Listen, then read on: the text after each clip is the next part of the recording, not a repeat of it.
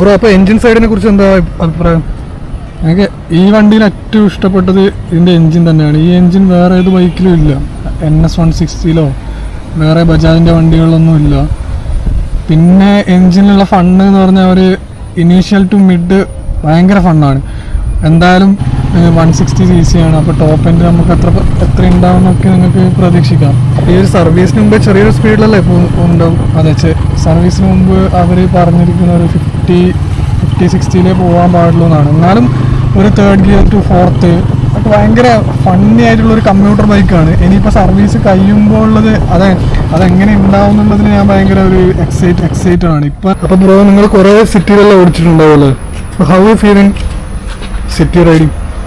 City റൈഡിങ്ങിന് വണ്ടി അടിപൊളിയാണ്. കാരണം ക്ലച്ച് ഭയങ്കര സോഫ്റ്റാണ്. ക്ലച്ചിൽ തന്നെ വണ്ടി കുറച്ചൊക്കെ മൂവ് ആവും. പിന്നെന്താ പറയുക, ഗിയറും ഭയങ്കര സ്മൂത്ത് ഗിയറാണ്. പിന്നെ വണ്ടി ടോർക്കി ആയതുകൊണ്ട് എനിക്ക് അത്ര പ്രശ്നമായിട്ട് തോന്നിയിട്ടില്ല സിറ്റി റൈഡൊക്കെ. പിന്നെ ചെറിയൊരു ഹീറ്റ് കാലിലേക്ക് വരുന്നുണ്ട്, മുട്ടിലേക്ക് വരുന്നുണ്ട്. കാരണം ഇതിന് കൂളിംഗ് സിസ്റ്റം ഒന്നും ഇല്ലാത്തതുകൊണ്ട് ഫാനോ ഓയിൽ കൂളിങ്ങോ അങ്ങനെയൊന്നുമില്ല. ആദ്യത്തെ N150 ഉണ്ടായിരുന്നു തോന്നുന്നു. പക്ഷേ ഇപ്പം ഹീറ്റിങ് ചെറുതായിട്ടൊരു ഹീറ്റിംഗ് ഉണ്ട് ഡെഡ് ട്രാഫിക്കിൽ. അതൊരു ചെറിയൊരു ഡ്രോബാക്ക് ആണല്ലേ? അത് ചെറിയ ഡ്രോബാക്കാണ്. സർവീസിന് കുറയുന്ന പ്രതീക്ഷ. House the riding feel? Riding feel എന്ന് വെച്ചാൽ ആദ്യം ഒരു 2 ദിവസം ഒരു പ്രശ്നം ഉണ്ടായിരുന്നു. ഇവിടെ ഒരു ബെൻഡൊക്കെ ഉണ്ട്, ഇതെങ്ങനെ ഉണ്ടാവും എന്നുള്ളത്. ഇതൊരു കുറച്ച് സ്പോട്ടിയാണ്. എന്നാൽ ഓടിച്ചാൽ ഇത് മാത്രമേ ഓടിക്കാൻ പറ്റുന്നുള്ളൂ.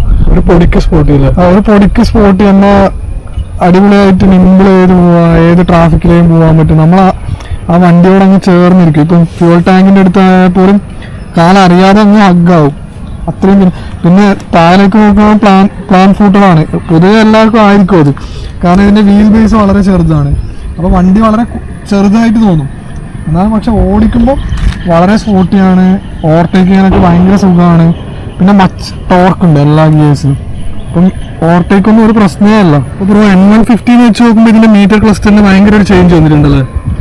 ആദ്യത്തെ N150 നമുക്ക് തോന്നുന്ന ഒരു അനലോഗ് ഡിജിറ്റൽ ഒരു മിക്സ് ചെയ്തൊരു മീറ്റർ ആയിരുന്നു.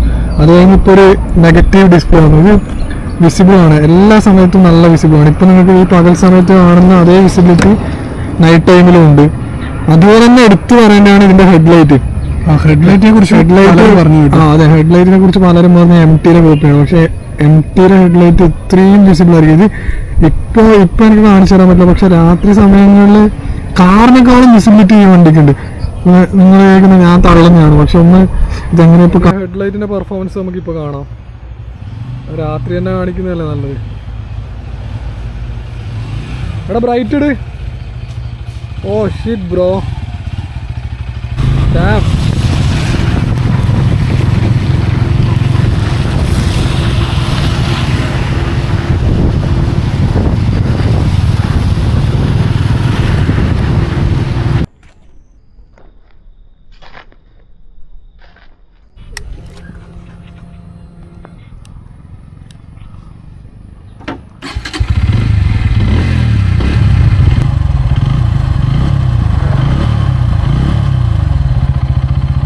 അപ്പോൾ ഓൾമോസ്റ്റ് നമ്മൾ എല്ലാ കാര്യങ്ങളെ കുറിച്ച് സംസാരിച്ചു. അപ്പം what about the mileage bro? Mileage company പറയുന്നത് ഒരു 40 to 45 ഒക്കെയാണ്. എനിക്ക് എൻ്റെ റൈഡിൽ പൊതുവെ ഡെഡ് ട്രാഫിക്കിലൂടെ കുറേ ഓടിച്ചിട്ടുണ്ട്. എന്നാലും എനിക്ക് ആദ്യമൊക്കെ 40 കിട്ടുന്നുണ്ടായിരുന്നു. 35 കിട്ടിയ സമയമുണ്ട്, 37 കിട്ടിയ സമയമുണ്ട്. അപ്പം വണ്ടി എടുത്ത കുറേ ആൾക്കാരെ റിവ്യൂ വീഡിയോസൊക്കെ കണ്ടിട്ട് എനിക്ക് തോന്നുന്നു ചിലപ്പോൾ സർവീസ് കഴിയുമ്പോൾ അതിന് സ്റ്റേബിളായിട്ടൊരു 40-45 കിട്ടുമായിരിക്കും. പക്ഷേ എന്നാലും 37. അപ്പോൾ ഒരു കംപ്ലീറ്റ് ഒരു പുതിയൊരു ഡിസൈനാണ്. അപ്പോൾ ഇതുവരെയുള്ള പൾസറിൻ്റെ ഡിസൈനും ഇതും വെച്ച് നോക്കുമ്പോൾ എനിക്ക് എന്ത് തോന്നുന്നത്? ഇതുവരെയുള്ള പൾസറിൻ്റെ ഡിസൈൻ വെച്ച് നോക്കുമ്പോൾ എനിക്ക് പേഴ്സണലി ഇതിൽ കുറേ NSന് ഡിറൈവ് ചെയ്ത കുറേ പാർട്സ് ഉള്ളത് പോലെ തോന്നി. ഇപ്പം ഫ്യൂൾ ടാങ്ക് ആണെങ്കിലും ഒരു NS പോലെ ഉണ്ട്. പക്ഷെ ടെയിൽ ഭാഗത്തേക്ക് പോകുമ്പോൾ NS പോലെ ഇല്ല. ടെയിൽ ലൈറ്റ് NS പോലെ അല്ല. പക്ഷെ ഒരു എൻജിൻ കേസ് ഒരു റെക്ടാങ്കിൾ ഷേപ്പിലുള്ള ഒരു NSന്റെ അതേപോലെ ഉണ്ട്. ആ ഹെഡ്ലൈറ്റ് നല്ലോണം മാറ്റം വന്നിട്ടുണ്ട്. ഹെഡ്ലൈറ്റ്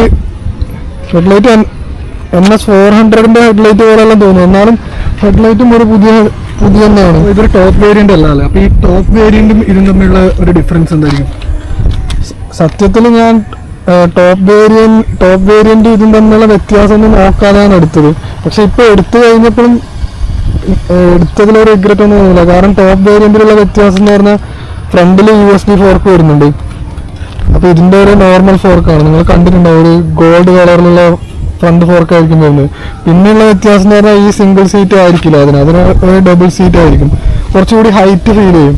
പിന്നെ എൻ്റെ ആവശ്യം വീട്ടിലുള്ളവരെ ഇരുത്താൻ പില്ലൻ കുറച്ച്, ഇപ്പം വീട്ടിൽ അമ്മയെല്ലാം ഇരിക്കുമ്പം ആ ഹൈറ്റ് അവർക്ക് പറ്റില്ല, കുറച്ചുകൂടി ഹാർഡായ സീറ്റാണ്. പക്ഷെ ഇതിന്റെ സീറ്റ് കുറച്ചും കൂടി നിങ്ങൾക്കിപ്പം ഭയങ്കര സോഫ്റ്റ് ആണ് സീറ്റ്, നല്ല കംഫർട്ടാണ് എല്ലാവർക്കും ഇരിക്കാൻ. പിന്നെ സൈസ് ഒന്ന് ഇൻക്രീസ് ചെയ്തിട്ടുണ്ട്, പക്ഷെ എന്നാലും ആൾക്കാർക്ക് ഇരിക്കുന്നതിനൊന്നും വലിയ ബുദ്ധിമുട്ടൊന്നുമില്ല.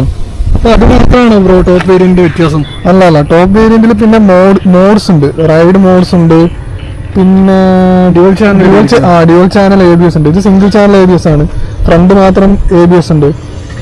അപ്പൊ ബ്രേക്കിനെ പറ്റി എന്താ അഭിപ്രായം? ഫ്രണ്ട് ABS പൊതുവെ നമ്മൾ ബ്രേക്ക് പിടിക്കുമ്പോൾ ഒരു ബൈറ്റ് ഇല്ലാത്ത പോലെല്ലാം തോന്നും, പക്ഷെ ബെറ്റർ ബ്രേക്കാണ്. എനിക്ക് ഒരു 160 ഇത്രയും നല്ലൊരു ബ്രേക്ക് എനിക്ക് ഫീൽ ചെയ്തിട്ടില്ല. എനിക്കൊന്ന് ഡ്യുവൽ ചാനൽ ABS വരുന്ന ആകെ ഒരു 160 സെഗ്മെന്റുള്ള ഒരു വണ്ടിയാണ് തോന്നിയതല്ലേ? പൈസ കുറഞ്ഞത് വെച്ച് നോക്കുമ്പോൾ ഇത് തന്നെയാണ്. ഇപ്പം ഇതേ ഒരു പവർ സെഗ്മെന്റിൽ വരുന്നതാണ് MT-15. MT-15 ഒരു എക്സ് ഷോറൂം പ്രൈസ് 220 ഉണ്ടാവും, അതിന് ഡ്യുവൽ ചാനൽ ഉണ്ട്. മാരക എക്സ്പെൻസ് ആണത്. അത് വാങ്ങണാകുമ്പോ എനിക്ക് ബജാജ് ഭയങ്കരമായിട്ട് കോസ്റ്റ് കട്ടിങ് ചെയ്തിട്ടുണ്ട് തോന്നുന്നുണ്ട്. നീക്കം തോന്നുന്നത് ഞാൻ ഇത്രയും ഈ പിന്നെ 600 കിലോമീറ്റർ ഓടിച്ചത് വെച്ചും ഈ വണ്ടി ഒബ്സർവ് ചെയ്ത് വെച്ച് നോക്കുമ്പോൾ കോസ്റ്റ് കട്ടിങ് വളരെ അധികം നടന്നിട്ടുണ്ട്. ഇപ്പൊ ടയർ നോക്കുകയാണെങ്കിൽ ടയർ അത്ര ക്വാളിറ്റി ടയറൊന്നും അല്ല രണ്ടും. പിന്നെ സിംഗാമിന്റെ ഭാഗത്തേക്ക് വരുമ്പോൾ അത് വലിയ ക്വാളിറ്റി ആയിട്ടൊന്നും തോന്നുന്നില്ല. അങ്ങനെ കുറെ കോസ്റ്റ് കട്ടിങ് നടന്നിട്ടുണ്ട്. ഒരു എക്സ് ഷോറൂം പ്രൈസ് 1,60,000 വരുമ്പോൾ എന്തൊക്കെ ചെയ്യാം അതെല്ലാം ബജാജ് ചെയ്തിട്ടുണ്ട്. ബ്രോ അപ്പൊ എഞ്ചിൻ ഇപ്പം DTSI ആണോ? എൻജിൻ ഇപ്പൊ ഈ വരുന്ന വെർഷൻസ് ഒന്നും DTSI ഒന്നുമല്ല, പക്ഷെ മുമ്പ് N150 ഇറങ്ങിയത് DTSI ആയിരുന്നു.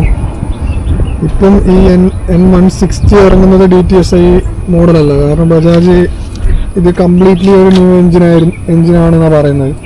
എനിക്ക് തോന്നുന്നു ആ N150 ടൈമിൽ കുറച്ച് കംപ്ലൈൻസ് ഒക്കെ.